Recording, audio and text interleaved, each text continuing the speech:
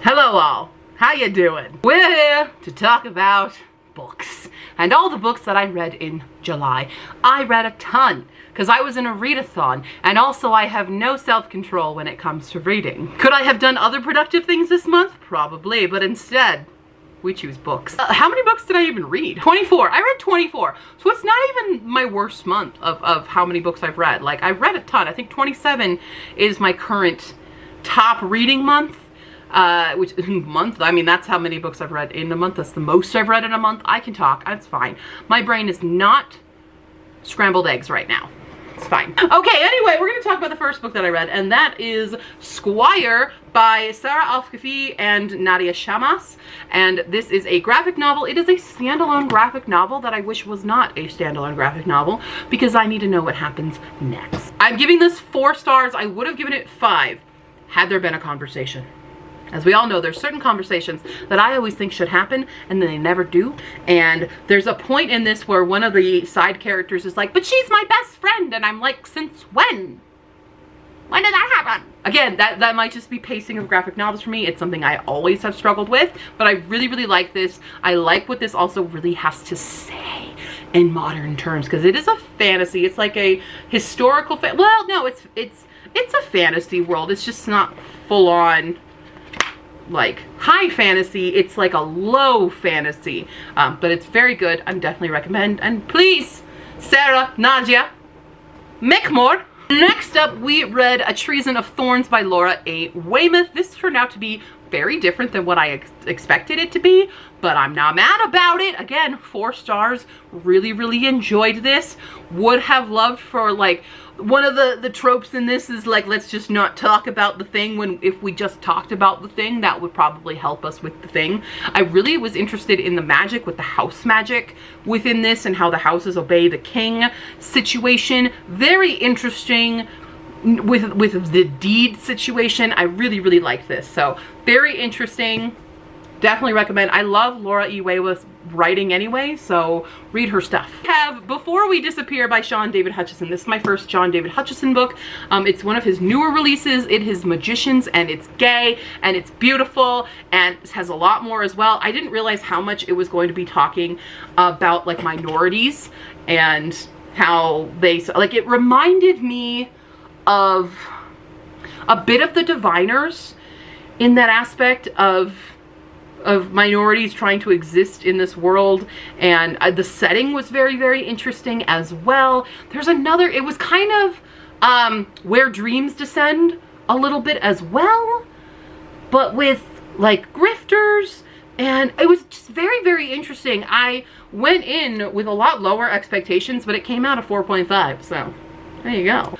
Next up, we reread Heartstopper Volume 3 because it's my favorite volume of Heartstopper. I got extra points for rereading it. You don't need to know how much I love Heartstopper because I love Heartstopper. I've been endlessly rewatching Heartstopper Season 2 because it's my obsession. Leave me alone. Next up, then we started getting into a little bit of a lull in the month. We read The Ruthless Lady's Guide to Wizardry by C.M. Wagner. This did not hold my attention. I liked parts of it, but I could not for the life of me stay focused on it. I don't know if it was my ADHD being bad and depression being bad, but I was paying attention in the beginning and then I just stopped, and then I got back in and I was like, wait, what happened?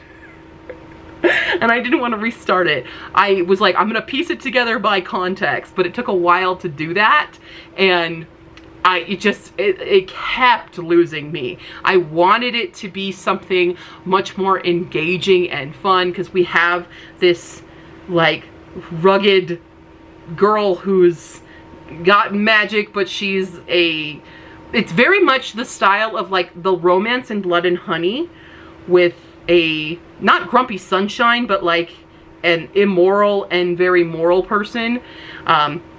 And I always love that dynamic. So when I was into it, I was very into their dynamic. The sapphic romance is very cute, but the plot, I just kept forgetting, like, what is going on?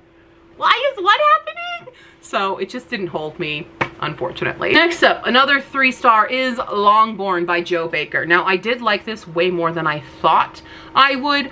Granted, I heard some things about it that immediately was like, oh, I don't like that aspect of things, and that's a cheating aspect.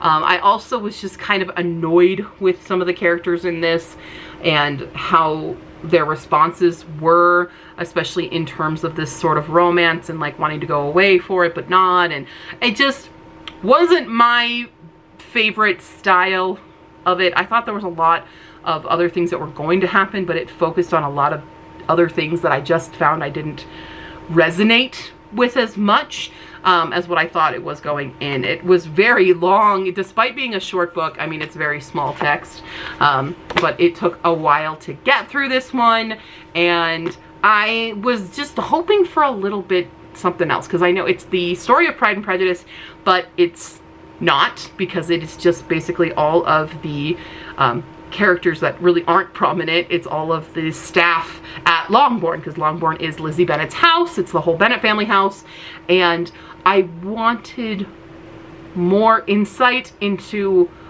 like, I wanted Hill to be the main character so we could see that whole situation, and the characters that were front and center just I didn't care as much about. Next up, bit of a surprise. It still has a little bit of a lower rating, but I am very intrigued to continue, and that is Spice Road by Maya Ibrahim. I believe this is her debut novel, and I gave it 3.5. I am intrigued enough to continue. What I really loved is sassy side character. Sassy non-human side character is always gonna get me, okay? I thought it was gonna go a certain way, and it did not. I'm not sure if I'm mad or happy about that, because I need the sequel to really determine how I feel about this series in general. Magic system is interesting, but not quite what's the word I'm looking for? Words. I didn't quite get it. I didn't, not comprehensible. It didn't totally manifest into like how this magic system works. I didn't fully comprehend. Oh my god. Well, comprehensible. ADHD is comprehensible. Okay. I did enjoy this enough that I do want to read the sequel. Hopefully enough of it sticks with me. I may need a reminder, but I'm into it. Then we got to Spellbook of the Lost and Found by Moira Fowley Doyle. I gave this only 3 stars. I, again, really was hoping for something different, and it gave me stuff that I just didn't care about. It's that certain type of CW teen drama that I don't like and I don't care about. I did like that it did have discussion about like what qualifies as sexual assault. That's a bigger one. I actually wish that had been a bigger discussion than what it actually turned out to be. And also just like some of the things that in here that were like the side drama for these teenagers, I'm like, that should have been the forefront. Not like, oh, I lost this trinket. Yeah, I think it needed a refocus. So we will, in theory, give Moira Fowley Doyle more tries with other books that I think maybe I'll be more interested in, but not a guarantee. I really thought that her style of writing was going to be one that I was really into just based on premises and what I've heard, but it was a lot more CW than I would have liked. Is that offensive that I use CW as kind of a degrading, not insult, but like, it's a quality thing, and for me CW drama is not quality. Another one, now this one my dad really liked. I, however, did not as much. I still gave it 3, it was fine, but it lost me, and that's Infinity Gate by M.R. Carey. What I liked about this, I love the beginning more than the first third of it. I was super into. I liked that we had a non-westernized central sci-fi focus with this multiverse, and it was set in, I'm already forgetting, Nigeria on one Earth, and then you go to another Earth, and it's the same area, but it's, you know, different because it's a different Earth now. Really liked that concept, but then we get through the 2/3 and I got so confused with this book. Yeah, this is confusing. I needed way more brain power than I had available at this time of the month. When did I read this? The middle of the month. I had no brain power in the middle of the month. Middle of the month was when things started going very downhill for me, mental health wise and physical health wise and everything wise. And I just was not okay to read this chunky, hard, scientific sci-fi. But my dad really liked it, so I'm glad it got some wear out of somebody. Here's a book I did freaking love though, and that's Lunar Love by Lauren Kung Jessen. I gave this 4.5 again. One conversation is all I ask. One. I did really like this kind of sort of rivals to lovers, not quite. It's like one thinks they're rivals and the other one doesn't. That kind of story. I do like that style of a romance. I liked the depth into Chinese zodiac, and it actually made me go look up more in-depth stuff about myself. It was just very interesting talk about like tradition and your place in your family, as well as modernization and how to hold traditions while still evolving.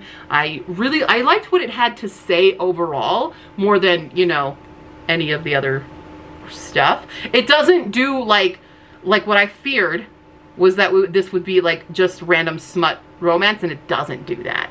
I'm very happy about that, which is, I feel, is very rare to find in like chick lit, as they call it these days. So that was a refreshing thing to find, is no spice. I mean, there's still like heat, but not spice. Next up, slightly disappointing, I thought, again, something very different, was Crumbs by Danny Sterling. This is another graphic novel. It is a full standalone graphic novel.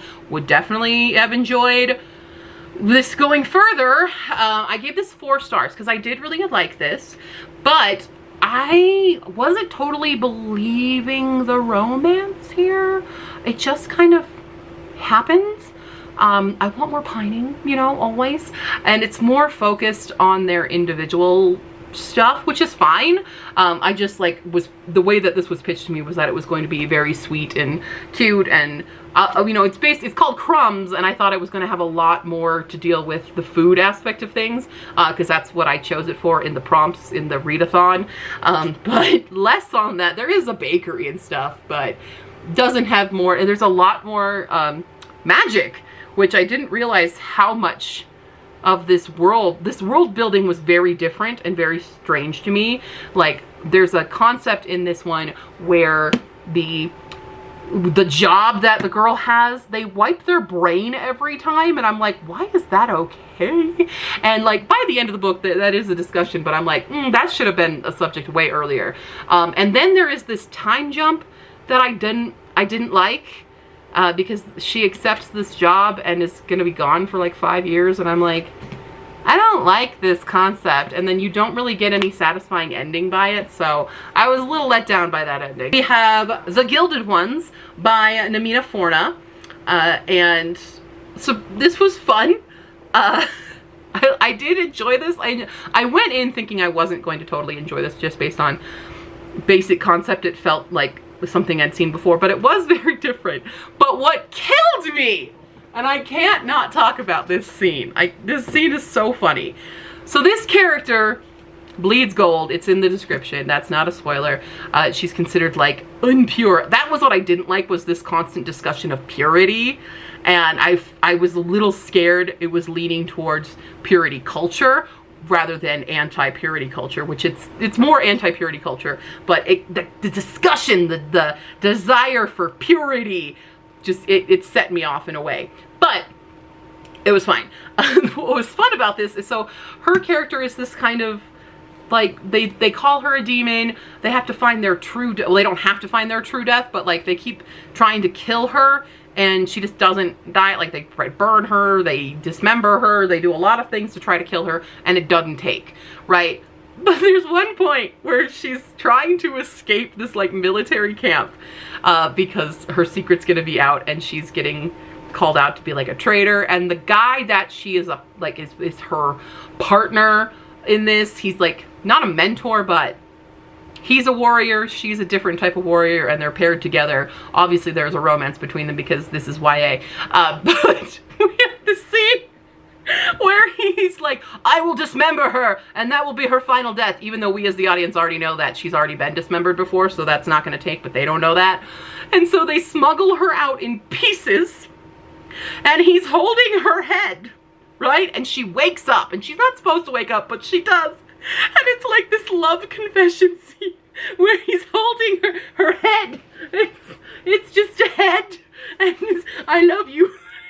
And it's just like, I can't turn my son back because it's not attached to my body, and I'm just dying of laughter over this scene because cradle the head. I love you so much.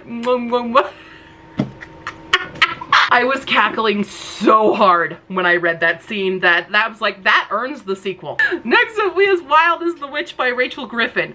Now, Rachel Griffin, this is what I thought I was getting into when I was reading Spellbook of the Lost and Found. I liked this a lot.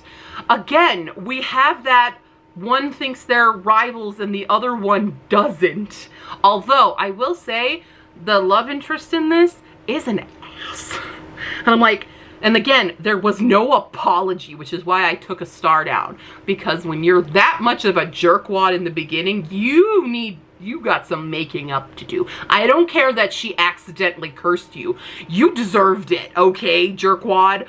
So I did give this one 3.5 because it is so short and it needed so much more to satisfy me, the reader, for their dynamic to check out in the end. But it was a very interesting take on witches, and of course it's set in a wildlife sanctuary, so that was really nice. And it's like two people in the woods having forced to get along because they don't get along with each other, but then, you know, develop the feels.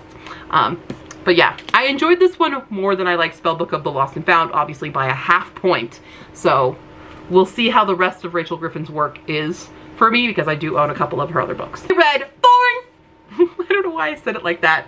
By Intisar Kanani. I did give this one 4 stars. I really like this. This was very dark. It is a Goose Girl retelling, and it's one of the darker Goose Girl retellings that I have read, and I really, really like this. I can't wait. I do think the other books are not necessarily full sequels. I think they're companions, which is unfortunate because I love reading Thorn's character. Thorn is a very quiet, she's very much like, it's not like other girls. She is like a lot of girls where she wants to protect herself. She's more timid, she's meeker, she's not the gung-ho heroine that a lot of, you know, YA especially books have. She felt way more relatable than other heroines I have read. So I thoroughly enjoyed this. Definitely check this out. Another incredibly relatable book is Speak by Lori Halse Anderson. And the one thing I will say about this is that it does talk about sexual assault. The entire theme of this is about rape and rape culture. It's very quick to read. It was different than what I thought it was going to be, but that's not a problem. I wish I had read this after my assault, because I probably wouldn't have kept quiet for like over a decade about it if I had read this book then. So I highly recommend. Very triggering though if you have experienced sexual assault, so go in knowing that. But especially, and if you haven't experienced assault, read this book and maybe that will help you understand things as well. Another huge surprise was The Kinder Poison by Natalie May. This is an ARC copy that I have. I really enjoyed this. I went in, again, low expectations, but I thoroughly enjoyed this one. I loved this race. I loved the characters. It had me guessing all the time. Like, I could not quite predict it because I kept thinking, oh, obviously this character is going to betray her. Oh, is he? But wait, maybe this character is going to be this and this. And it just had me jumping around, and I could not predict people because of how convoluted the whole plot was. So I really like this. I can't wait. I need to get a copy of the second book, but I need it in paperback to match. And I can't find paperback copies of it. And I don't know why. Unless somebody wants to send me a hardcover copy, and then I can get a hardcover copy of the other one as well. Just send me the whole set. Next up, we read Tokyo Ueno Station by Yu Miri.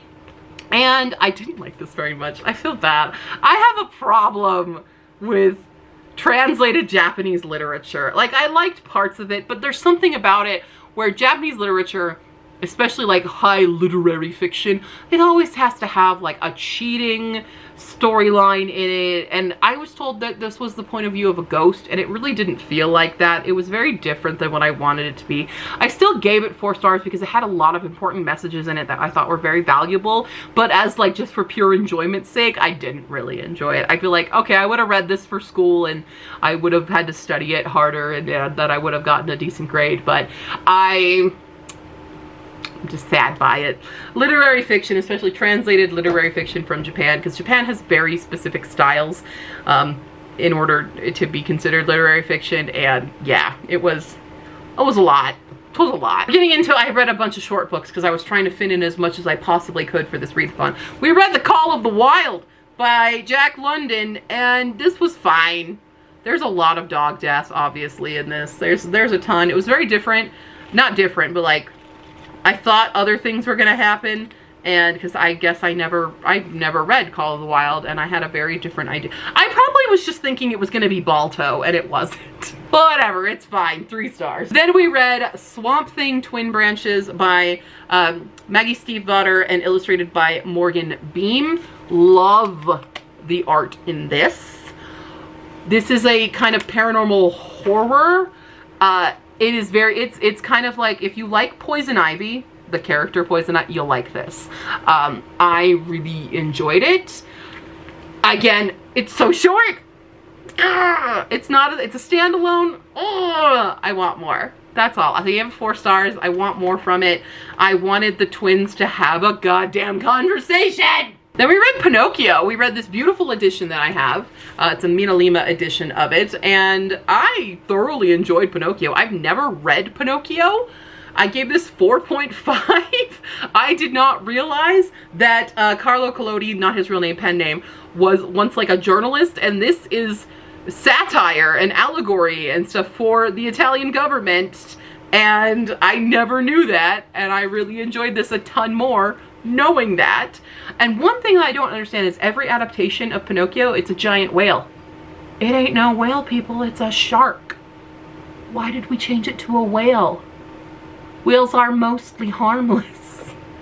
Unless you're an orca. Don't mess with orcas. But, you know, what? But anyway, I liked it a lot. It's fun. I honestly just had never read the original. They're so much different than all the adaptations I've ever seen of Pinocchio, so this one holds up though. Very nice. Another graphic novel I read that I'm absolutely obsessed with is Over My Dead Body by Sweeney Boo. Again, very different than what I thought it was going to be.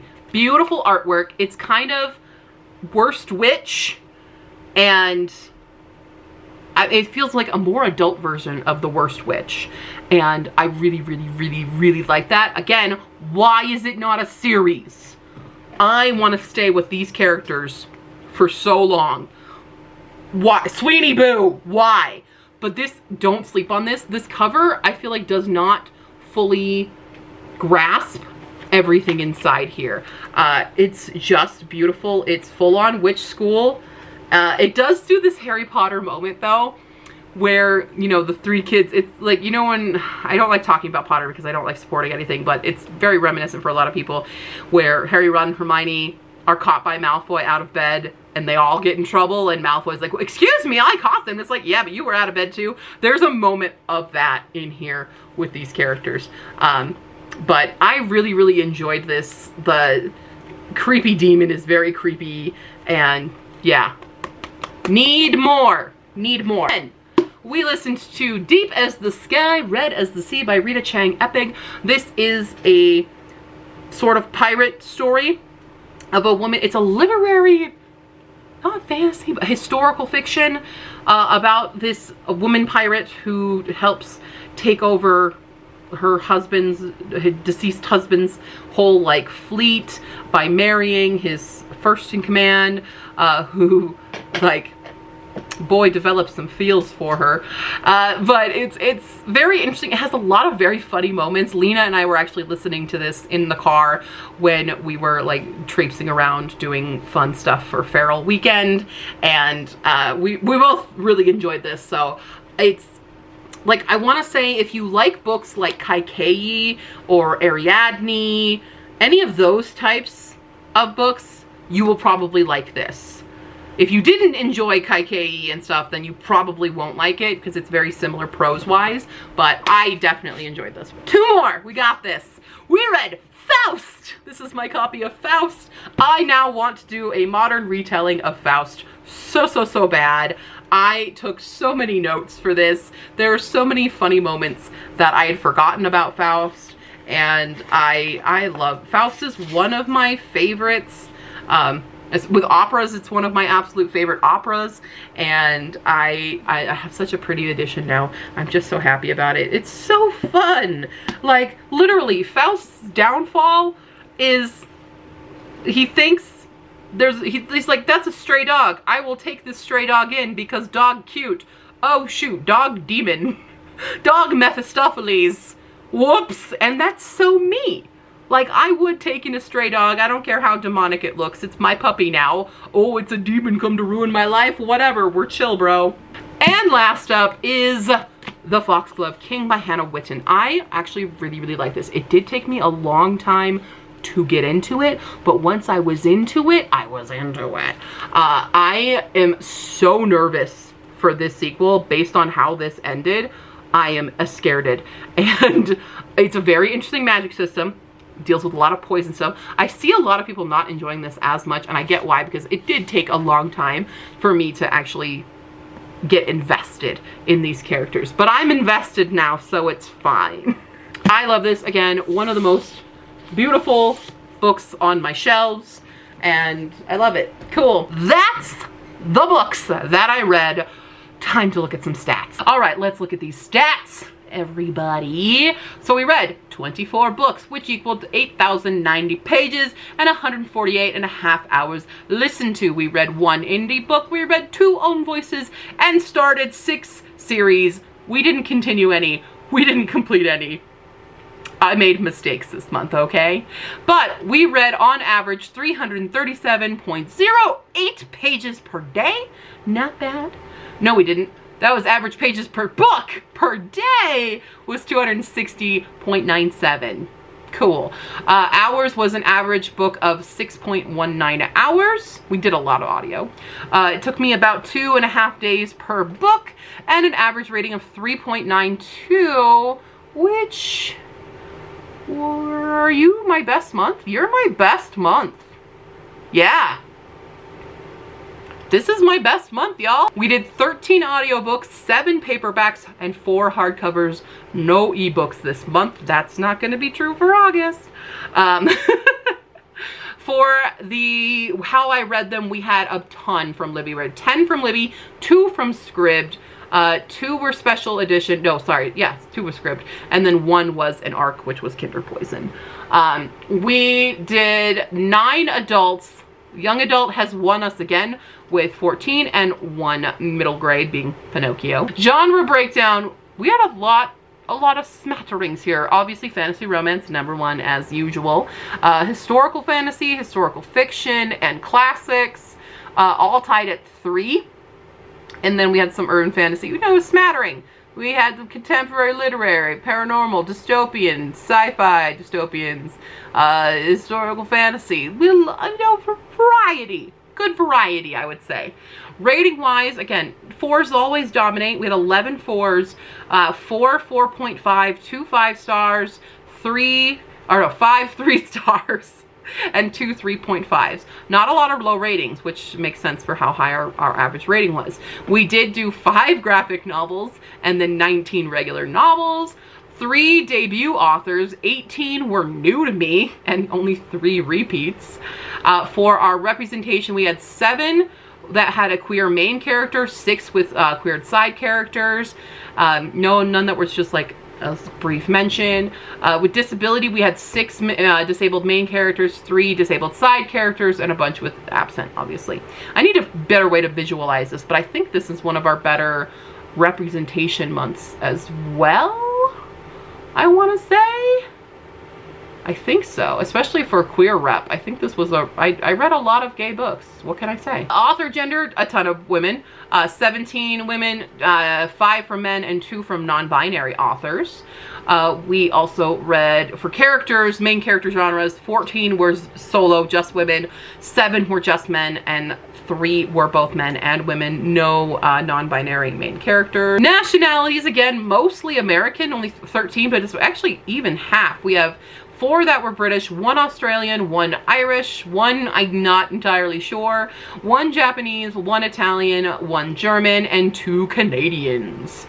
For settings, we had 7 from the US, 8 that were in fictional lands, 4 in England, 1 in Germany, 1 in China, 1 in Italy, 1 in Japan, 1 in Nigeria, so yes, Infinity War was Nigeria, and 1 in Ireland.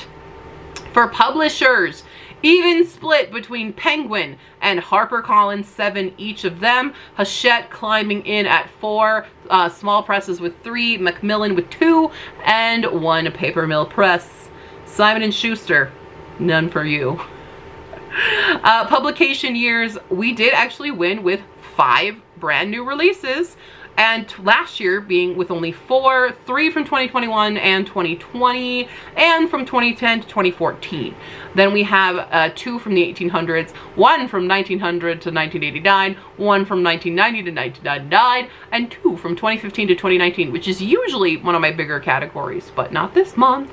Acquisition-wise, a ton that I got this year. 10 of them were this year, 3 were from last year, 6 were from 2021, 4 from 2020, and 1 from 2019.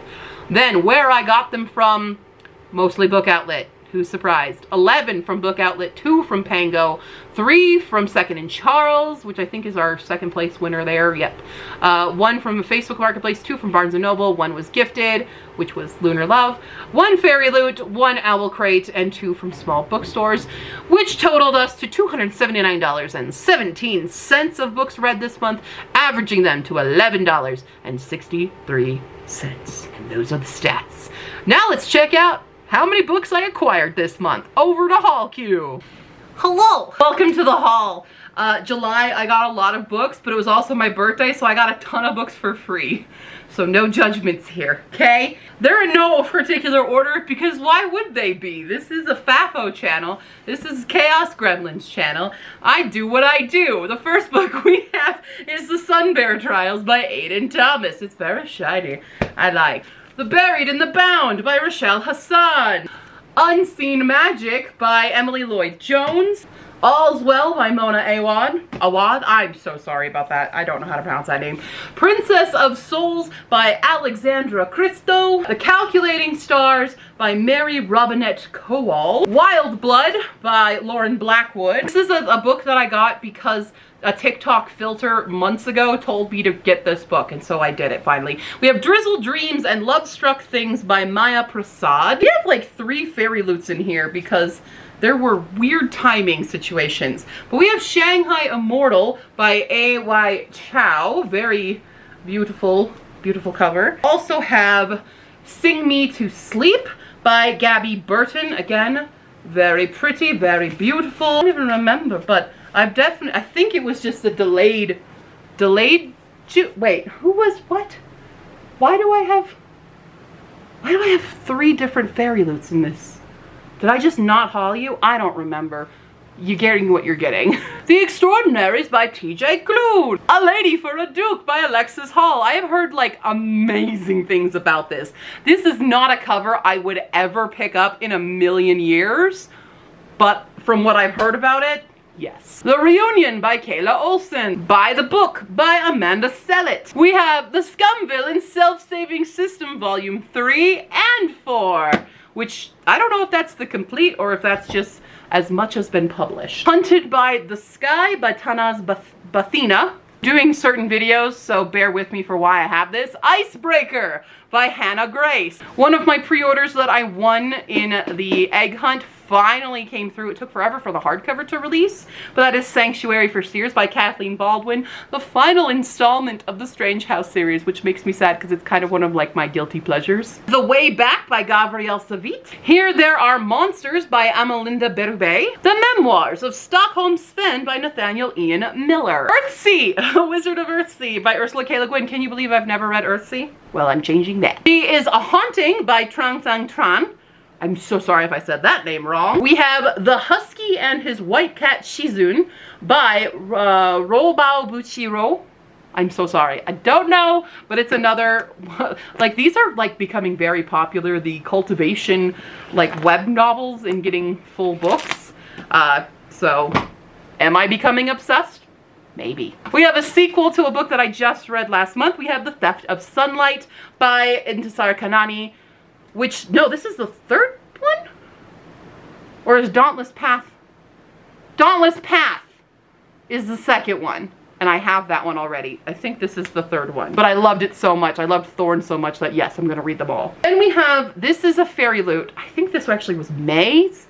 Okay, I think Shanghai Immortal was June. This is May, and they didn't send it to me. It got lost in the mail, and so it didn't arrive until July. But I finally have my copies of The Curse of Saints by Kate Dramas, which has this kind of ombre side there.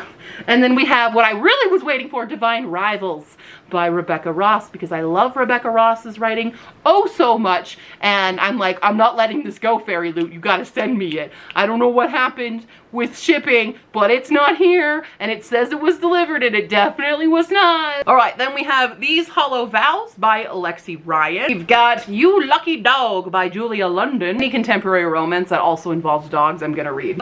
Blood Like Fate by Lyselle Sambury. This is the sequel to Blood Like Magic. We have The Bird and the Blade by Megan Bannon. Wait a second, Q, didn't you unhaul this book? Yes, but that was before I read Megan Bannon's Undertaking of Heart and Mercy, and now I will read everything Megan Bannon. Shut up. Now we have the current fairy loot, and that is Threads That Bind by Kika Hatsupolo. Beautiful, beautiful, love it. And we have Immortal Longings by Chloe Gong. I just found it very funny that they did Shanghai Immortal the month before, and then they did Immortal Longings, which was annoying because I already actually had a copy of Immortal Longings, and now I'm gonna have to just get rid of that copy, but okay. Wait, we have Grey Mist Fair by Francesca Zappia. All these next ones I think I got through a gift card because I got like a $150 gift card on Amazon and just bought as many of the new releases that I'd been wanting to get as possible. So speaking of that, we also have Venom and Vow by Anna Marie McLemore and Elliot McLemore. It was written by the married couple of them. I didn't even know that. We have Begin Again by Emma Lord, because I've read every Emma Lord book and I have to continue. We have A Wilderness of Stars by Shay Earnshaw, because I love Shay Earnshaw. We have another pre-order that I got through my Easter egg hunt, and that is The Weaver and the Witch Queen by Genevieve Gornacek. We also have Dragonfall by L.R. Lamb. Very excited for that. We have The Wishing Game by Meg Schaefer. Lena gave this to me because when Lena doesn't want her book of the month, she gives it to me, and so I took that from her. We now officially own every single Twisted Tale because I finally got copies of Conceal Don't Feel and Go the Distance, both by Jen Kalanita, which I did not enjoy the other book, Mirror Mirror by Jen Kalanita, which is probably why I was so hesitant to get them, but I do want the complete set, so we have it now. We can finish as far as they've got, but they did just release Fate Be Changed, and it's gonna be a brave, it's a Merida one, and I'm so excited! Merida's one of my all-time favorites. Top 3? Top 4? Mulan, Rapunzel, Merida. Yeah, top 3. All right, and that's the haul. Back to the rest of the video. And that's it. That's the stats for July. How did y'all do? I am trying to read 30 books this month, because TikTok told me to. I'm not doing well with that right now. I can tell you that much. That's all. How did you guys do? Hope you guys enjoy these silly videos. They're a lot to make. Cool. I'm gonna go now. Bye.